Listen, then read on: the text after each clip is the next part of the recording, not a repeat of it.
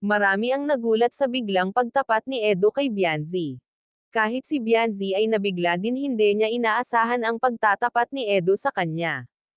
Bago ko ipagpatuloy ang maiksing reaction video na ito, hiling ko lang na patapusin ang panonood nito para malaman ang nilalaman nito, at kung bago ka pa lang sa munting channel na ito, paki-subscribe para lagi kang updated sa video ng mga kalingap.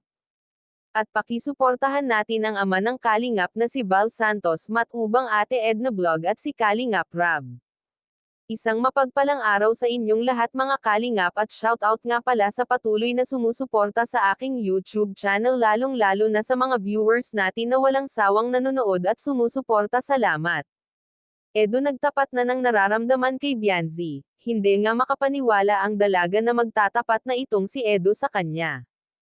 Kaya kung makikita natin ang reaction ni Bianzi, ay kinilig nga ito sa sinabi ni Edo. Kahit ang nakakakita sa kanila ay kinikilig sa pag-uusap nilang dalawa. Talagang persigido na si Edo ligawan si Bianzi, kahit ang mga netizen ay hindi inexpect ang pangliligaw na ito ni Edo. Maraming nagulat sa biglang panliligaw na ito ni Edo. Kaya tuloy si Bianzi ay nabigla at tanging ngiti na lang ang kanyang nagawa. Mga kalingap, sana ay mananatili tayong nakasuporta sa Tambalang EDSI. Para mas marami pang mapasaya na viewers, at lalong-lalo na ang mahilig sa mag-love team.